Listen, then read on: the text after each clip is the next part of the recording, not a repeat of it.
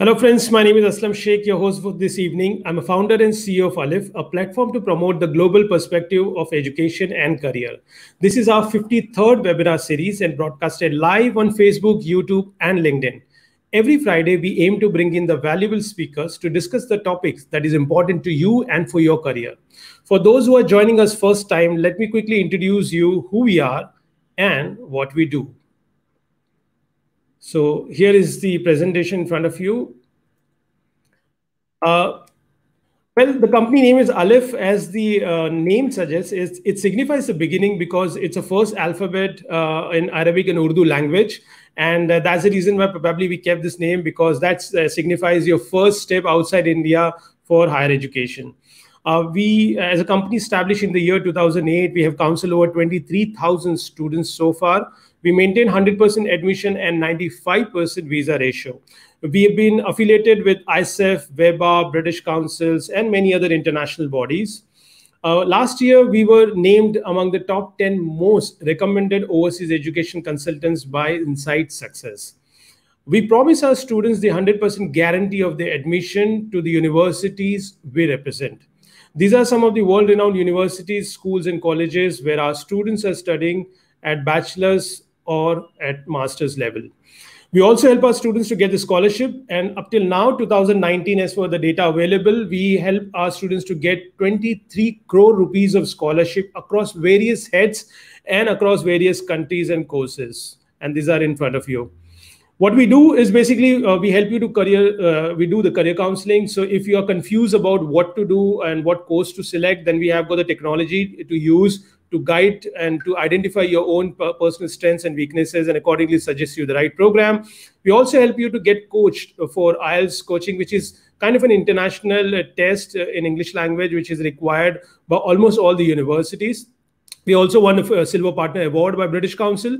And for study abroad, well, right from student profiling, which we have got the 3C model, selecting the right course, right college, and right country.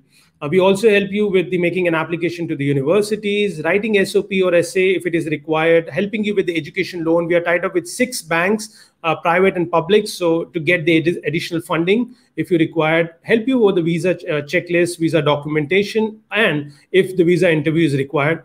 Also, we help you to transfer the fund, air ticket, foreign exchange, get the pre-departure done to know the do's and don'ts before entering into that particular country, and also find out the accommodation based on your budget. These are the countries which we represent across the different continents of Europe, North America, Middle East, and Asia Pacific. We are very active on social media, so do follow us on Facebook. We have got one of the largest followers on Facebook. It's third largest in India, so 94,000 plus followers we have on Facebook. We are very decently rated in Google. In fact, now today's rating is 4.5 out of 5 on Google, and we have got the followership on Insta, whereby you can get the updates, current updates about the study abroad and various programs in universities. Of course, pre-COVID, we used to do a lot of events, physical events, active events, whereby we invite students, parents, universities. We also participate in international events like meeting the students in foreign countries, visiting the students, and you can see our counselors in front of you visiting and meeting the students and getting to know their feedback about the program and the university. Well, about me, I have counseled personally 1,000 plus students, travel across 14 countries. I'm a certified consultant by ISEF, WEBA, British Council. I'm also the executive member of Bombay Industry Association, which is the largest and the first association of entrepreneurs in India. I'm also the ex-president of BNI Plus and the member of Swiss in German US Chamber of Commerce. I was also honored to be among the top 10 best consulting leaders by Knowledge Review. So that's about me and about our organization. So let's move to our today's topic. And today's topic is very interesting, very unique in the sense of selecting the program. And let's move to discuss this subject. And the subject is getting deep dive into the marine and coastal engineering programs offered by universities in UK. And to discuss this exciting subject, we have with us an expert panel of speakers, and let me do the honor of introducing them. So let's welcome Stephanie Nichols. Hi, Stephanie. Hi. Hi, let me quickly introduce Stephanie and read her bio. She's the International Recruitment Officer and the Faculty of Science and Engineering with the University of Plymouth. Stephanie has worked for the University of Plymouth for 10 years, starting in the International Student Advice Department, which supports international students studying in the UK, and offering visas advice. She spent a couple of years working in International Center for Plymouth Business School in program as a program administrator for English language and study abroad opportunities before joining the Faculty of Science and Engineering. Thank you, Stephanie, for joining us, and I'll come back to you soon. Okay. Thank you. And let me introduce our next speaker, Ms. Wilma. Hello, Wilma. Hi, Aslam. Thank you for inviting me. Pleasure to have you in the program. Wilma, she's a regional manager of South Asia for University of Plymouth, UK, and she's very active in India to support Indian students and parents to make a wise decision to choose a university and the right program offered by the university. So, friends, let's begin this show. And if you have any question as we progress, you can write into a comment box of the respective platform through which you are accessing this course.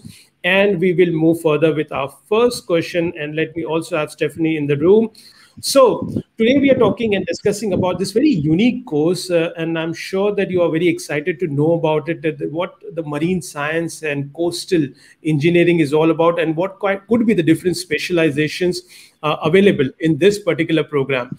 In fact, let me introduce you by the city where this university is located. The city of Plymouth is called the city of Ocean. You know, it's in Britain. It's called the city of Ocean. It has got also the largest port. In fact, the port of Plymouth, as per the information which is there with me, serves the biggest naval base in Western Europe, and it has got the largest public aquarium. The aquarium attracts every year 300,000 visitors. So that must be telling you the expertise into the area which we are going to touch upon today.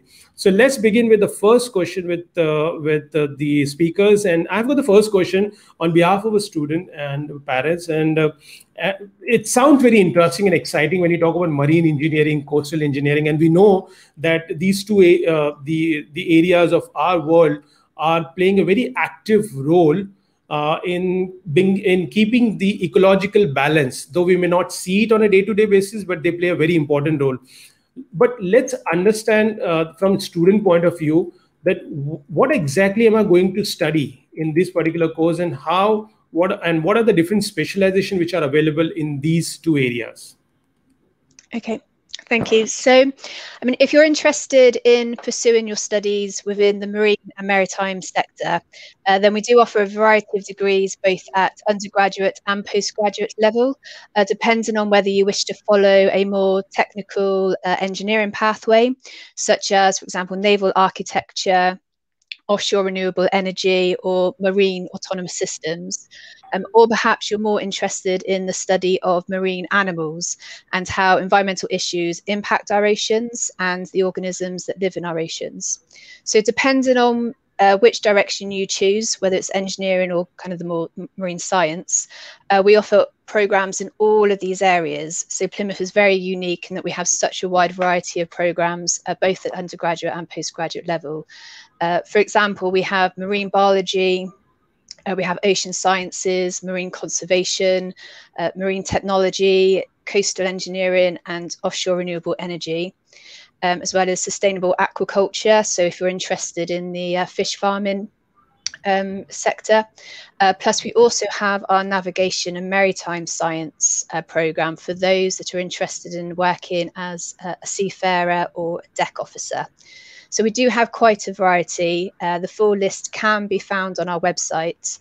And I think the best thing is if anyone has any questions about specific courses and which pathway is best for them, then they can obviously contact myself or Wilma, and we can go into a bit more detail in each of those programs. All of our undergraduate degrees are 3 years in duration. So 3 years in total, but for undergraduates we do have an optional placement year, so there is an option for students to spend a year either working or in research in the relevant industry, and our postgraduate degrees are 1 year in duration. Wow. So thank you very much, Stephen, for this very useful information. And friends, as you can see that there are wide varieties of specialization which are available, and you can definitely visit the university website to get to know more about each specialization and come back to us for any further information. Let's move to the next question. We also would like to understand, and this is what the students' dilemma most of the time is, that once they decide the course or before they decide the course, they would like to also visualize that what could be the career opportunities for them, like what kind of job they would be doing after doing this course. I mean, they know that being accountant, you know what kind of job you're doing, but being a marine or coastal engineering or science program, what kind of different job profiles they would expect to be ready for. Okay.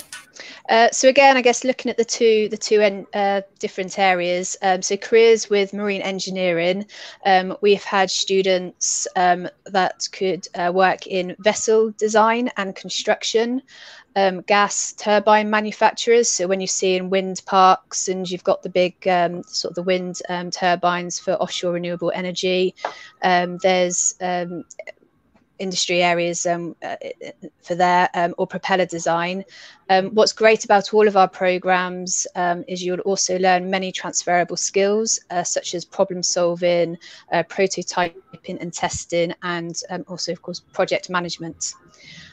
Careers within the marine biology and ocean science sector, we've had students that have become lab technicians or working in the field of conservation, as well as marine biologists. Again, our programs are very practical. That's what Plymouth is very, very good at. We offer much practical learning, and you'll develop skills such as data analysis and writing reports that will be useful in any career path that you choose. Again, what's also unique about our marine biology programs is we offer a diving module. So students can actually be experienced divers. They can gain qualifications as a diver, and that opens up a really exciting industry, career within the media industry, such as filming. And we've actually had one student that has gone out to do that and has been traveling all over the world, working on film projects within the marine biology sector. Wow, sounds so interesting. Yeah. You want to add something more? Yeah, I was just going to mention really that I mean, now it is a great time to pursue a career with the marine science and engineering sectors. Of course, due to the global environmental crises, industries are having to find innovative ways to combat climate change affecting both land and our oceans. So what's really important with Plymouth is environmental sustainability is embedded into the majority of all of our teaching and research. So that's something that I think industries will really be keen to see in our students' profiles.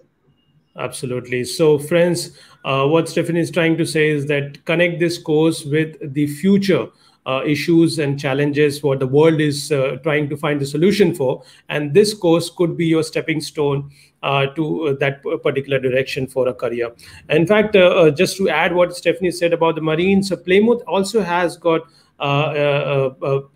being a distinction in this space for having the highest concentration of marine scientists in Europe, and that's something which is very unique about the city of Plymouth, where this university is located. So these attributes definitely would give you a little bit more confidence to you that why should you look at this particular place and the university for this particular course. Let's move to the next question. So we understood now what this course is all about, the specializations and career opportunities. Stephanie, we would like to understand that what is so significant about the University of Plymouth in context to this particular course, what we are looking for, and why should one look at your university as a first option who wants to pursue this course? Okay, so the University of Plymouth is actually, we're ranked the top university in the UK for marine and ocean engineering as per the Shanghai rankings from 2020. I've mentioned before that we're known for our hands-on approach to teaching and have excellent facilities and labs, such as our Coastal Ocean and Sediment Transport Lab, which is based in our marine building. This is a world-class facility which provides physical model testing with combined waves, currents and winds. Plus, there's also no better place to study marine biology and ocean sciences. You mentioned before that we're Britain's ocean city, and our marine station is actually based directly on the waterfront, which includes lecture theatres overlooking the sea. We have a wet lab for samples, sample examinations and analysis, a seawater aquarium, and as a base for our research vessels. So students have this unique access to be able to collect water samples and marine life and bring these back directly to the lab for analysis whilst they're still fresh.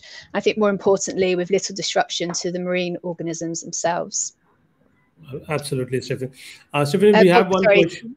Oh, sorry. I was going to just add one more thing. Yeah, sure. So our South Devon, another really interesting thing is our South Devon coast. So where we are in Plymouth, along the South Devon coast, has actually been identified as one of the as the area of highest marine biodiversity in the UK. So again, there's really no better place to study marine biology and ocean sciences than in Plymouth in the southwest. Absolutely. Thank you. Thank you very much for this wealth of information. We have one question from Mr. Utpal Acharya. He himself is a content engineer and he's been a big personality in film industry. And I'm sure he must be very interested. That's why thank you, Utpal, for joining us for this show and taking out time out of your busy schedule. So do we have answer for the Utpal's question here? Yeah, so I guess marine biology is more of the study of the organisms and the animals that live in the oceans. So it'll be studying sort of the biology of those animals. Whereas marine geology, so I guess marine science, is more of the study of the oceans and sort of the impact that climate change and pollution has on the oceans. That can obviously then affect the creatures that live there. So that's the main difference. One's the study of the animals, the other is the study of the oceans and the environmental impact of the oceans. Right. And would you like to touch upon the career prospects related to these two fields? I think we have already covered, but if you would like to add something. Yeah, so again, I guess for marine biology, the career aspects would be more sort of working with the animals, so marine biologists. Just trying to think of examples of careers. So that there'd be, I guess, looking at trying to, again, still looking at those environmental impacts, but how they affect the marine animals, so sort of keeping the waters safe for our marine animals and how they adapt in certain conditions as well.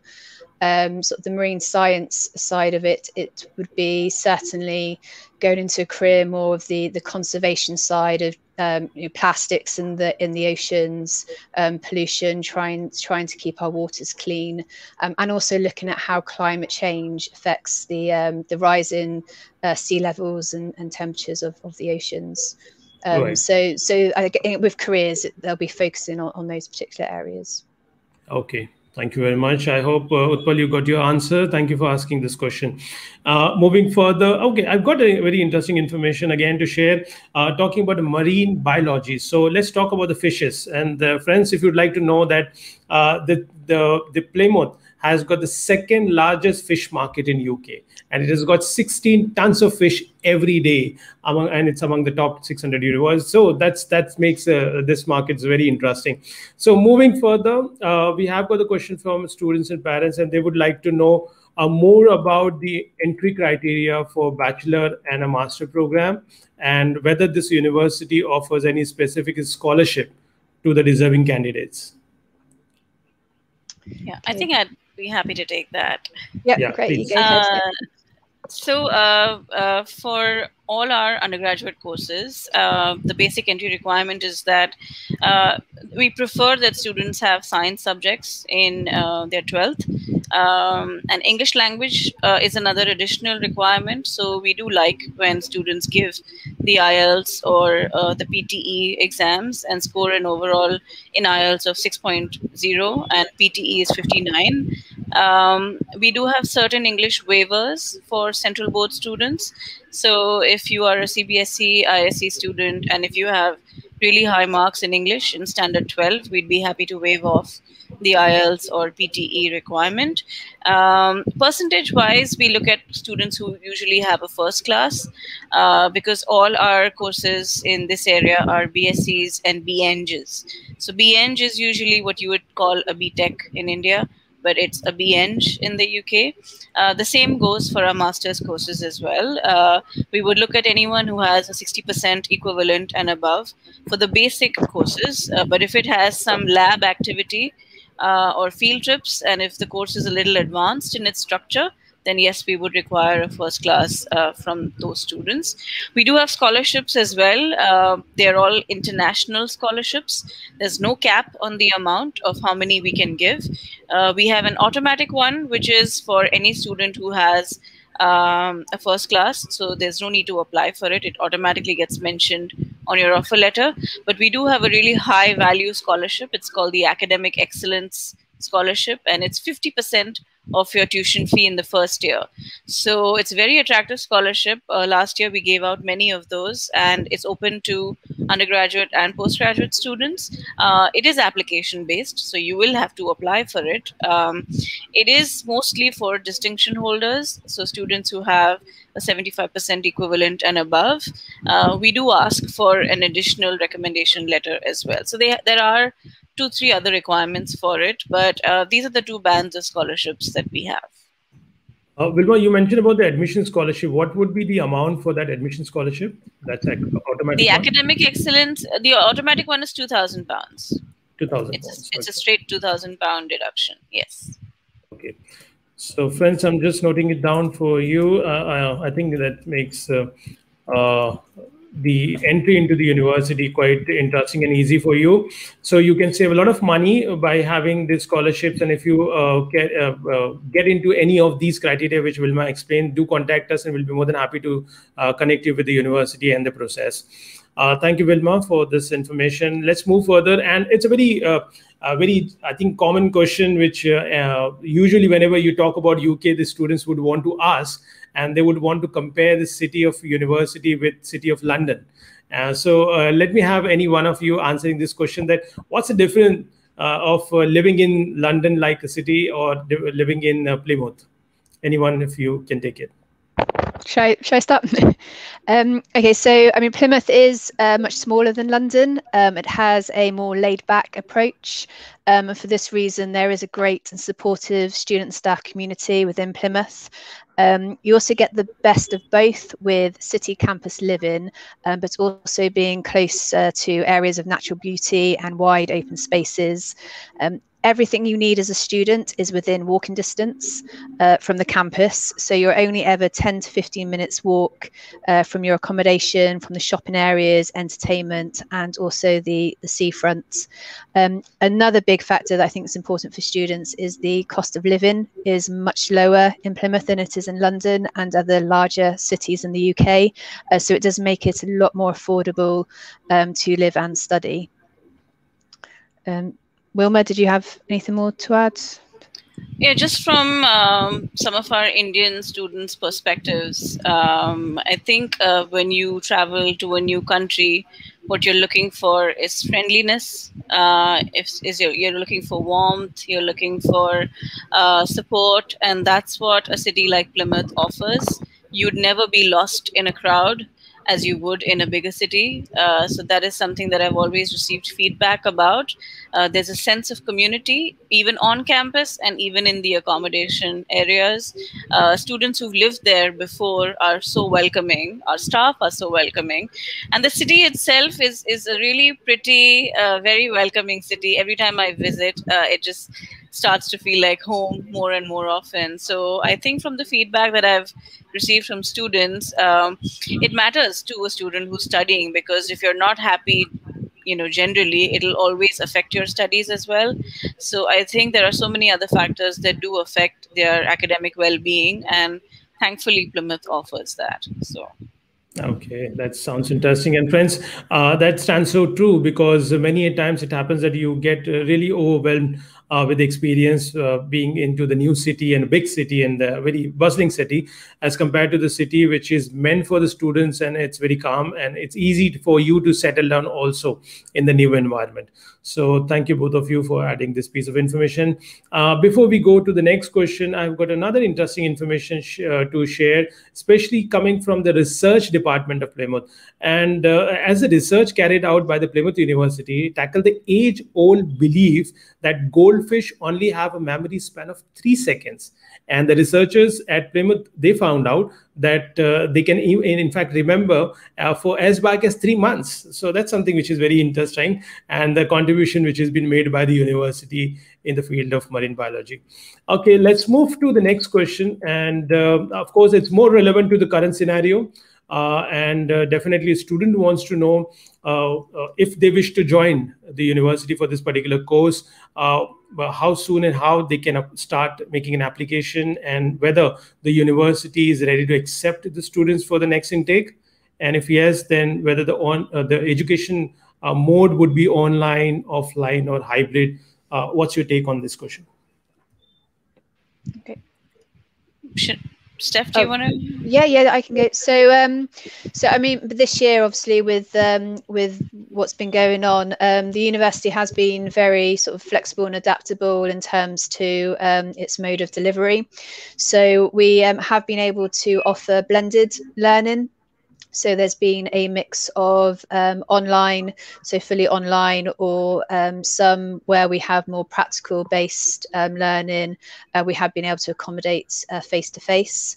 Obviously, when the UK did go into full lockdown, we were able to offer all of our programs fully online. So that obviously the students didn't miss out, and we did obviously as much as we could to make sure that they still were having the the same sort of experiences as they would if they were face to face. So in terms of intakes for the Faculty of Science and Engineering, we are offering just the September intake. For some other programs within business, we also offer a January intake for students. I think what's great about Plymouth is in terms of applications, we understand that it has been difficult for students to travel to Plymouth in time for the start dates, if there's been any issues with getting flights and visas. So we have been able to allow students to start their studies online, and then when it's been possible for them to travel to the UK, they've been able to come at a later date and sort of transition to the blended learning model. Okay. Wilma, would you like to add something? Yeah, I know one of the bigger concerns is also the graduate immigration route. A lot of students are concerned whether they will make it in time to the UK to be eligible for it. But thankfully now we all know that the deadline has been extended. So particularly this was with regard to our January start students. But I think for September, it should be okay. Everyone who joins us in time for the intake will obviously automatically be eligible to apply for the graduate immigration route. We did allow online enrollment, like Steph mentioned. Yes, it can be a lengthy process for some because it's basically doing your entire enrollment process online, which otherwise would be in person. So submission of documents, sometimes credibility checks. So it does take a lot of time. So my only advice to students is that if you want to travel to the UK for the September 2021 intake, make sure your pre-visa process is cleared immediately. So apply, get your offers, make your payments, and get done with at least the initial process so that you have enough time to then, enroll. If unfortunately we have to do it online, at least you will have that spare amount of time. So that would be my advice. You get your scholarships on time. Scholarships always have a deadline with any UK university. So ours is 30th of June. So if you would like to be considered for those scholarships, make sure you apply and get your offers before the 30th of June. Absolutely. So, friends, if you're listening carefully, please do contact us immediately as we are approaching towards the deadline, and then we still have a time to help you out to complete the admission process and get you through the next coming intakes. So let's move to the last section of the show, and that let's have a quick fire round whereby we'll ask you the question. We'll expect the answer in just less than 10 words. So are we ready? Yes. Okay. Yes. So when is the next intake for UG and PG course? September 2021. September. Next September. Well, good. And what's the duration of undergrad and postgraduate program? So for undergraduate, the duration is 3 years, but students will have the option to take a placement year. And if they do, that kind of extends for another year, making the duration 4 years. All of our master's programs are 1 year in duration. Okay. Right. And what's the IELTS requirement for UG and PG? For UG, it's 6. For PG, it's 6.5 overall, both with no less than 5.5 in each band. Okay. And what's the average fees works out to for the students' undergrads and postgrad program? For undergraduate, we have a standard base fee, which is £14,200, which amounts to, I think, 13.5 lakh rupees to be, approximate. And postgraduate is 16,200 now. We just increased our fees this year, so it'll be the same till next year as well. Yeah. Okay. In the postgraduate section, there are lab fees and non-lab course fees as well. So, yeah. Okay, fair enough. And the last question, how far is Plymouth from London? So Plymouth is in the kind of southwest of England. It's about 3 hours by train from London, but it's very easily accessible from all major London airports on the train or bus. Okay, great. Full marks to both of you. Thank you very much for giving all the answers. And I'm sure that our students, parents, and faculties who are listening this program or who will be listening our recorded version would get a lot of information from today's session, whereby we got deep dive into the marine and coastal engineering offered by Plymouth University of UK. Thank you all the speakers for joining us for this show. Thank you very much for your time. Thank you. And thank you for having us. Thank you. Thank you. And thank you all the audience who are watching us. And if you still have any question, please do contact us on our helpline number 9987099890, or do write into us to info@alif.in, and our professional counselors will be happy to help you to solve your queries. My name is Aslam Sheikh, founder and CEO of Alif, signing off with a promise to come back again next week sharp at 5 p.m. with another interesting topic and some amazingly talented speakers enlightening you on the subject that matters to you the most. Until then, stay safe and stay excited.